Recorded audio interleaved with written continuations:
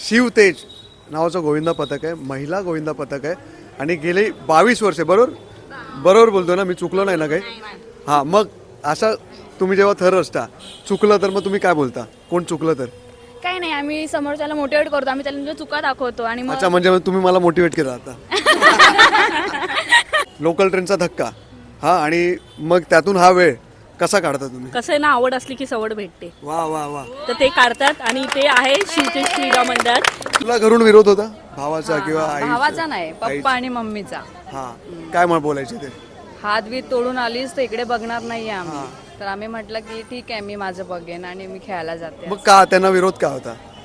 काळजी आहे त्यांचा, विरोध असा नाही, काळजी आहे की पडशील, मग तुला परत डॉक्टरकडे घेऊन जा, हात बीत मोडलं तर काय करायचं, आम्ही लग्न करायचंय पुढे, अजून लग्न नाही झालंय. त्यामुळे बोलतात तू अजून मोडलीस तर परत घरी बसशील. म्हणजे तो आधी नाही बोलायचा का त्याचे मित्र चिडवतात? असं काय नाही, मग मम्मी पप्पांना पण सांगितलं की म्हणजे असं हाय आतमधून की जायचं करून. हॅलो, हाय, कसं काय? मी अमोल आणि सध्या मी ठाण्यातलं कोपरी आपण आहोत आणि शिवतेज नावाचं गोविंदा पथक आहे, महिला गोविंदा पथक आहे आणि गेली 22 वर्षे बरोबर बोलतो ना मी, चुकलो नाही ना काही? हां, मग असा तुम्ही जेव्हा थर असता चुकलं तर मग तुम्ही काय बोलता? कोण चुकलं तर? काही नाही, आम्ही समोरच्याला मोटिवेट करतो, आम्ही त्याला चुका दाखवतो आणि मग अच्छा, म्हणजे तुम्ही मला मोटिवेट केलं आता. Kind of. आम्ही दाखवतो, चुका दाखवतो त्यांना. आणि असे मुले खूप चांगले आहेत की समजून पण घेतात आणि ऍग्री पण करतात आमच्या बोलण्यावर, की आम्ही काय बोलतो त्यांना, आम्ही त्यांच्या चुका काढल्या किंवा कोणाचा पाय घसरला काय नाही, तर ते बरोबर त्याच्यावर नेक्स्ट टाइम नीट राहतात, पण वर्क करतात लाईक त्याच्यावर. अच्छा, मला एक सांगा, सगळे जॉब वगैरे करताय? बरोबर, स्कूल कॉलेजेस सगळे स्कूल असे कॉलेज जॉब. बरोबर बरोबर ना?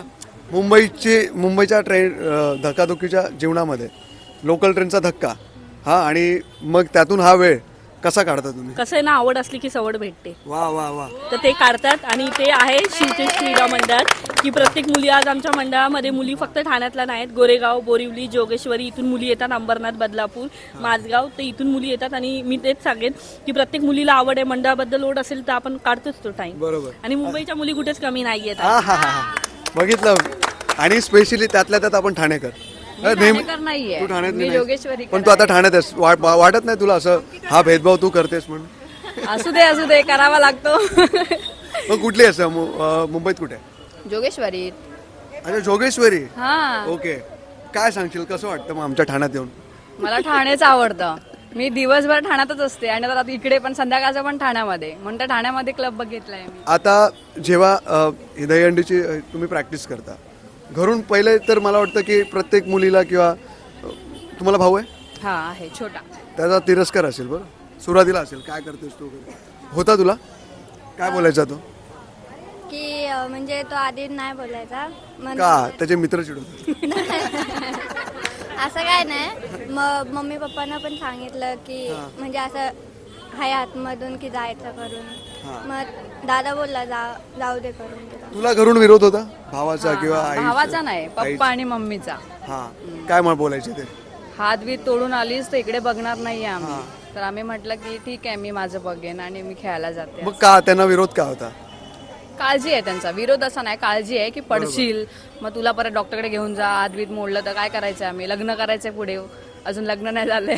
त्यामुळे बोलतात तू अजून मोडलीस तर परत घरी बसशील, त्यापेक्षा जाऊच नको. आता इकडे आणखीन आहे. तुम्ही स्कूलमध्ये कॉलेजला कितवीला आहेस तू? मी 11वीला आहे. 11वीला आहे.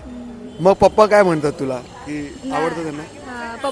पप्पा आधी जायचे माझे. अच्छा, आणि तुझ्या घरी? माझ्या घरी अलाउड होतं पहिल्यापासून. आधीपासून तू धाडची आहे, धाकडगल आहे. तू कितीला आहेस? मी 10वीला आहे. 10वीला आहे. मग घरातले पाठवतात? हो, मम्मी पाठवते. टीचर्स ओरडत नाही? नाही, तू गृहपाठ वगैरे करून देतेस का? सगळं करते. हा, मग टीचर्स काय बोलतात? शाबाश. काय नाही, ते मार्क देतात फक्त त्यांचे. इथे मॅम सुद्धा आहेत, बोलाल आपण? तेव्हा एकच आनंद वाटतो, कारण का एवढ्या मुली 40 दिवस येतात, त्यांची घरची जबाबदारी आमच्या दोघांवर असते. कारण का काही मुली घरी काम करत नाही, मग त्यांची आई कंप्लेंट करते की बाबा मॅम त्या येतात पण मुली घरचं काम करत नाही. मग त्यांच्या आईनं सांगावं लागतं, बाबा ते नाही, मुलींनाही सांगावं लागतं की तुम्ही घरचं काम करा आणि नंतर मैदानात या. आणि अभ्यास वगैरे पण करा. अभ्यास तर पहिला, हे कंप्लेंट जास्त येते मुली अभ्यास करत नाही म्हणून. मग त्यांना आधी टाइम दिला म्हणून आम्ही लेट प्रॅक्टिस चालू करतो. ओके. तुमच्यापैकी कोण आहे जे काम करून नाही आलं घरातलं? हात खरंच येतच नाही. कामच येत नाही. कोण आहे जे घरातलं काम नाही करत?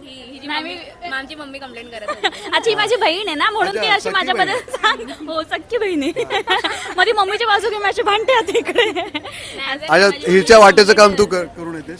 माझं लग्न झालं नाही तर मी तिकडे असते पण हा तरी पण मम्मी कंप्लेंट करत असते की ही काही काम नाही करत सगळं अंग दुखतंय नि ते आणि मग तुम्ही ऑफिसला जाता तुम्ही? कुठे कुठे जॉब करता? माझं तर ठाण्यामध्येच आहे म्हणून वेळ काढते. नक्कीच असं काय नाही जरी लांब असं तरी मी टाइम मॅनेज केलाच असं म्हणजे एक महिना आपल्याला ऍडजस्ट करायला कितीच काय होणार. कोण आहे जे ठाण्याच्या बाहेर जॉब करतात? कोणी आहेत असे इकडे? मग तुला त्रास होतो लोकल ट्रेन मध्ये? हो येताना ट्रेनने तर खूप गर्दी असते उतरायला भेटत नाही एकदा तर मी बदलापूरला गेलेले हे परवडतं पण ते परवडत नाही ना. नाही आणि मजा म्हणून यायचं यावंच लागतं मजा येते. आम्ही जेव्हा सुरुवात केली तेव्हा असं नव्हतंच की दहीहंडी वगैरे उभं शेवटच्या 15 दिवसात एक 4 थर लावले. पुढच्या वर्षी आपण चांगले व्यवस्थित 5 थर करू असं वाटलं पण ते जमलं नाही. 4.5 थर लावले आणि त्याच्या पुढच्या वर्षी 5 आणि नंतर 2010ला 6 व्यवस्थित लागायला लागले.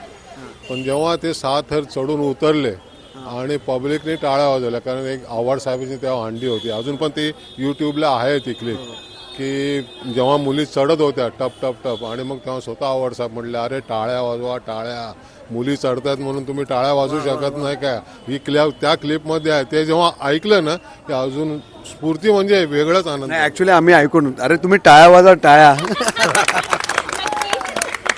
तर ते म्हणजे ते वाक्य त्यांचं अजून पण कानात घुमते ते म्हणजे क्लिप बघितल्यानंतर आणि व्यवस्थित चढले 6 थर लागले व्यवस्थित आणि उतरले 6 थर. तेव्हा गोविंदा पथक आपला कल्चर आहे ठीक आहे आपला एक संस्कृती आपण जपतो ती आणि मला वाटतं की ह्याला कधी विरोध नव्हता महिलांनी करावा किंवा पुरुषांनी करावा पण जाता जाता एक मेसेज असेल कारण प्रिकॉशन खूप इम्पॉर्टंट असतात. मग कसे प्रिकॉशन घेतले जातात? गेली 22 वर्ष तुम्ही काय करताय? जास्तीत जास्त प्रॅक्टिस करा. चढ उतराची प्रॅक्टिस केली स्क्वॉट मारले बैठका मारले तर तुम्हाला काही त्रास होणार नाही आणि जेवढे थर तुमचे लागलेले असतील तेवढीच प्रॅक्टिस करा किंवा त्या फोर्समध्ये जाऊन एखादा थर वाढवण्याचा प्रयत्न करू नका कारण तो मग फार कठीण असतो कारण शेवटी हा अध्यांतरी खेळ आहे आणि ह्या अध्यांतरी खेळायला आपली प्रॅक्टिस गरजेची आहे. तर त्यासाठी जेवढे थर आपली प्रॅक्टिस होईल तेवढेच थर लावा तुम्ही त्या ह्याच्यात फोर्समध्ये एखादा थर वाढवायला जाऊ नका. चलो थँक्यू आमच्याशी बोलल्याबद्दल. गोविंदा रे गोविंदा रे चालू आहे. दरवर्षी आम्ही 7च्याच हिशोबाने प्रॅक्टिस करतो. हां 2024 मध्ये आम्ही गेलो होतो स्पेनला आणि तिथला अनुभव म्हणतात तिथे डिसिप्लिन मी सगळ्यांना एकच सांगितलं तिथे डिसिप्लिन खूप आहे. डिसिप्लिन मला तिथलं खूप आवडतं म्हणजे त्यांच्या रोजच्या वावरण्यामध्ये प्रॅक्टिसमध्ये वगैरे त्यांचे डिसिप्लिन खूप असते.